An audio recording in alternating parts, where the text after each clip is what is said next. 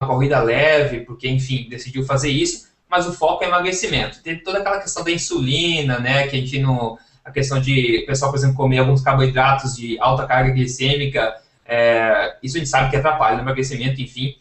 Então, o que seriam boas opções aí de se comer antes de fazer um exercício desse focado no emagrecimento, por exemplo? Uhum. Bom, assim, se a pessoa tá legal, digamos assim, de saúde, meio que os hormônios estabilizados, por exemplo, o que poderia ser consumido? De repente, uma batata doce que tem um índice glicêmico bem baixo, então vai dar uma energia mais constante, vai evitar, por exemplo, aquela euforia que dá quando tem um pico de insulina, e que, assim como tudo que sobe muito rápido, vai descer muito rápido.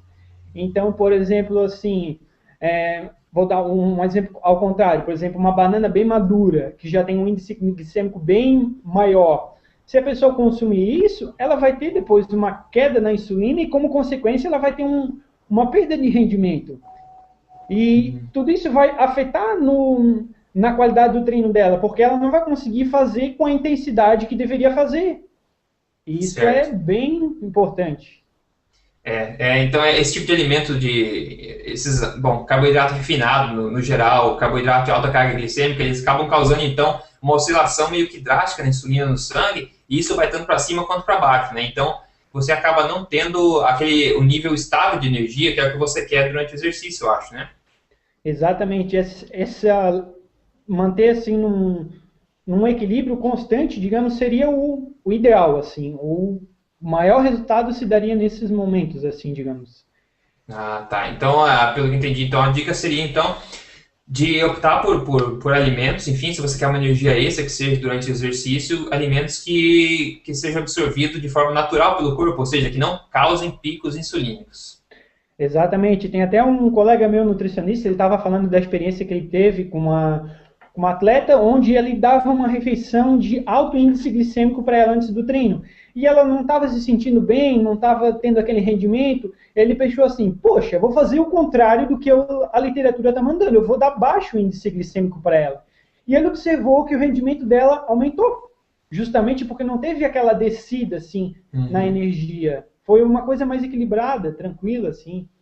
Ah, com certeza, é que eu sempre digo, né? O problema, ou também, digamos, a vantagem, enfim, até a insulina, é que ela faz o trabalho dela muito bem feito, né? Então, você tem um monte de açúcar no sangue, ela vai rapidinho lá para limpar esse treco, e daí acaba, né, derrubando os níveis de açúcar no sangue, e daí você tem aquele sugar crash, né, que eles falam, né? Aquela moleza, aquela caída de energia, porque a insulina agiu rápido e agora teus níveis de açúcar estão baixos e você normalmente tende a sentir fome de novo, né, para restabelecer os níveis de açúcar.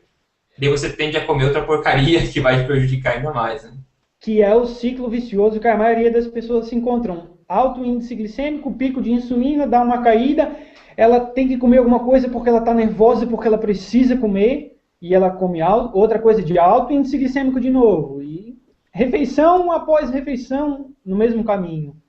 Mesmo caminho, realmente. E a gente sempre fala da questão dos carboidratos, porque enfim, os carboidratos é o macronutriente que tem mais impacto, né, na questão da insulina, na verdade. Nossa, é verdade, assim. Carboidratos tem uma relação bem estreita, assim. Apesar de que tem gordura também influencia, proteínas também, mas nada é igual ao carboidrato, assim, nada, nada.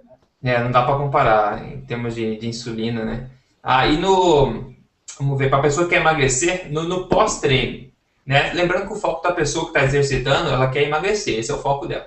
Então, no Certo. pós-treino, o que você aconselha, como é que ela deveria considerar a alimentação dela? Certo. Procurar um carboidrato com baixo índice glicêmico para ser absorvido bem lentamente. Sempre ter mais uma gordura na alimentação para dar mais uma saciedade, mais uma fonte de proteína também para dar mais saciedade ainda pelo efeito do estômago em digestão de proteína. Então seria basicamente isso, assim, baixo índice glicêmico, gordura, proteína. Né? Legal, legal, legal mesmo. E você, a respeito de pessoas que querem, deixa eu ver, tá, partindo para o desenvolvimento muscular. Tá? Então a gente Uhum. está partindo de uma pessoa que quer emagrecer com uma pessoa que quer desenvolver os músculos, enfim. Então é diferente, certo? É diferente um pouco. Mas qual que seria a diferença, então, disso que a gente acabou de falar, que é uma pessoa que quer emagrecer, qual que seria a diferença com uma pessoa que quer desenvolver os seus músculos? no caso, no pré e no pós-treino? O que você acha que diferencia? Certo. Uma das coisas que mais diferencia, digamos, é o metabolismo dela. Quanto mais gordura corporal ela tiver, digamos assim, eu vou acabar reduzindo um pouco na quantidade de alimento. Porque, assim, com as adaptações do corpo, a própria gordura ela já começa a ser utilizada como energia e já vai alimentando a massa muscular. Via de regra, a proteína ela tem que ser aumentada, querendo ou não. Apesar de ter artigos dizendo que com o treinamento a pessoa precisa de menos proteína, mas é como dizer que para você construir uma mansão enorme, tu vai precisar de poucos tijolos, não tem como. Tem que ter um consumo mais aumentado de proteína. Sim. Então, assim, diria para aumentar a proteína, após o não só após o exercício, ao longo de 24 horas, para propiciar um desenvolvimento muscular, porque o que acontece? Às vezes a pessoa, porque pensa que a proteína é importante depois do exercício, ela vai lá e quer consumir metade do que ela precisa de proteína em uma refeição. E daí, nos outros momentos do dia, falta proteína no sangue. Então, não vai ter um desenvolvimento. Certo, é aquela questão, né? A construção muscular acontece, né, depois do exercício por um longo tempo, até pode demorar aí, enfim, uma semana inteira, enfim, para o músculo se reconstruir, dependendo do metabolismo da pessoa, né? Então isso que você falou é importante, eu acho, que as pessoas acabam saindo do treino, vão lá, tomam 2 litros de whey protein lá, achando que isso vai ser suficiente, né? Mas é a alimentação que você leva por dias depois do exercício que vai realmente, né, apoiar a construção das fibras musculares, né? É todo um contexto, né? Não é um fato só isolado que vai dizer alguma coisa. Sim. E nessa questão do ganho de massa muscular, você acha que, nesse caso, os carboidratos, ainda carboidratos de qualidade, obviamente, por exemplo, a batata doce que você falou, o arroz branco, que seja, esses carboidratos poderiam vir a ajudar na questão de quem quer desenvolver os músculos? Mesmo a pessoa só tendo um foco no desenvolvimento muscular, ela ainda precisa consumir alimentos integrais. Então, por exemplo, assim, em vez de um arroz branco e um arroz integral, consumir o arroz integral. Porque no arroz integral vai ter uma série de nutrientes, cromo, vitaminas do complexo B, que vão dar sustentação para o organismo, não só pensando no carboidrato, que dá energia, né? Então, é também uma forma meio equivocada de se pensar assim. Sim. Focar só no carboidrato, no caso. Concordo. Mas então, para quem quer ganhar massa muscular, seria interessante um aumento um pouco da quantidade de carboidratos em comparação às pessoas que querem emagrecer? O que você acha? Interessante fazer isso, porque sim, a insulina é um hormônio 100% anabólico. Ela só faz o peso, digamos, aumentar. Então, ajustando esse carboidrato, deixando ele bem adequado, vai propiciar um desenvolvimento muscular melhor. Assim. Uma energia extra, digamos, para a construção muscular, né? Sim, porque sem insulina também ter anabolismo muscular é complicadíssimo. Impossível, sim. Quase. É impossível? Eu diria que é impossível, exatamente. Né?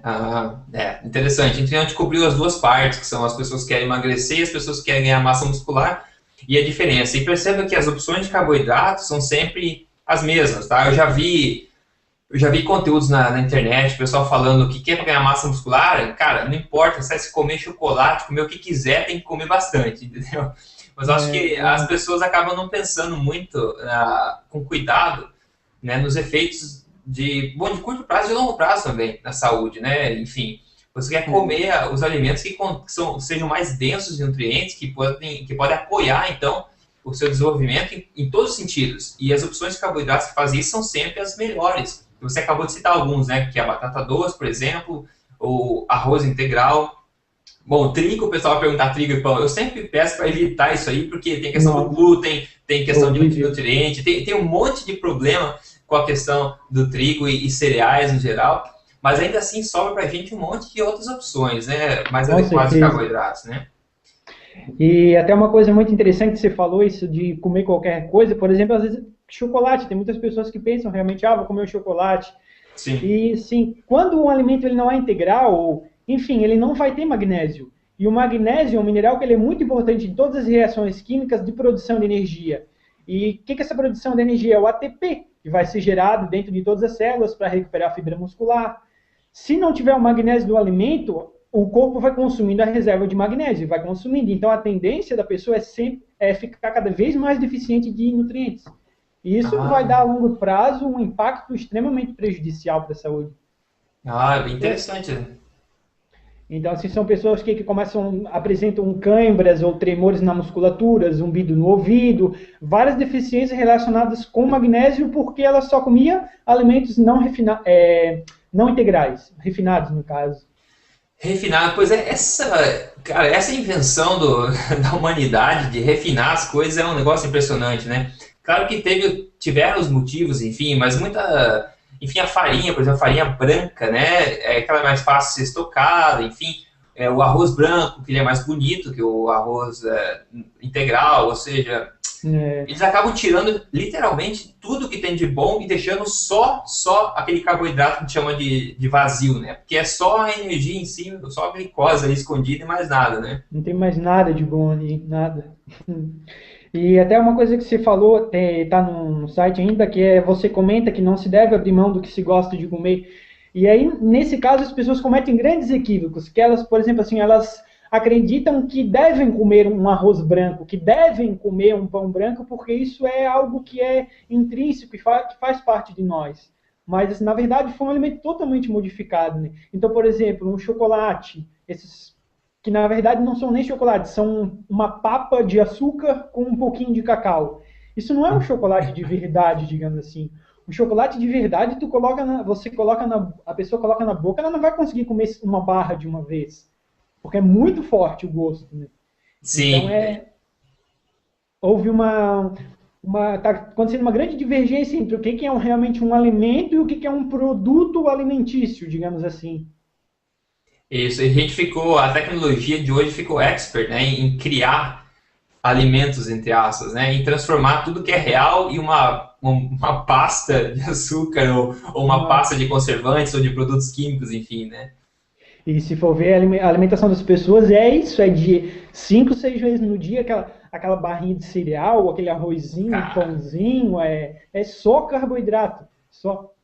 e na verdade, eu não culpo as pessoas porque o próprio governo recomenda com aquela porcaria daquela pirâmide alimentar que o pessoal siga esse tipo de coisa, que é um absurdo, né? É um absurdo generalizado. Isso não é só no Brasil, nos Estados Unidos também, principalmente, né? Essa pirâmide alimentar. E como é uma linha geral que vem do governo, o pessoal não tende a achar que aquilo está errado, né?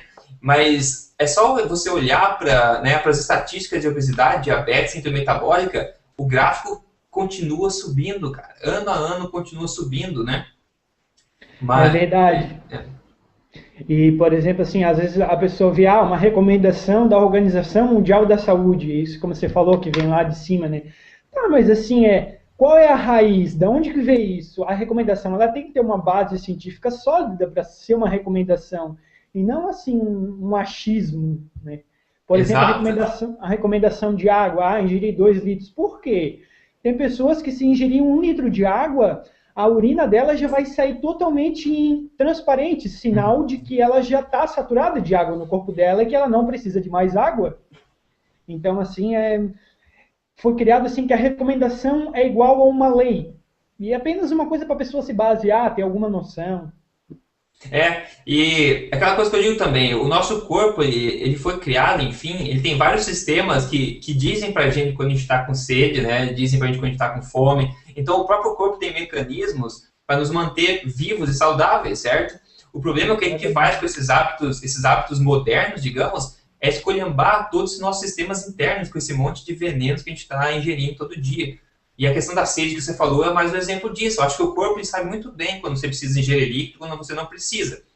É verdade que muita gente acaba meio que ignorando a sede porque está muito ocupado e daí não vai beber água, daí acaba tendo dor de cabeça. E você tem dor de cabeça, você sabe que pode ser a questão que você não bebeu água, entre outros muitos efeitos no corpo, enfim, né? Porque o corpo é basicamente água, né, em sua maioria. Mas as pessoas não, elas acabam não confiando mais no próprio corpo para dar dica do que você precisa, né?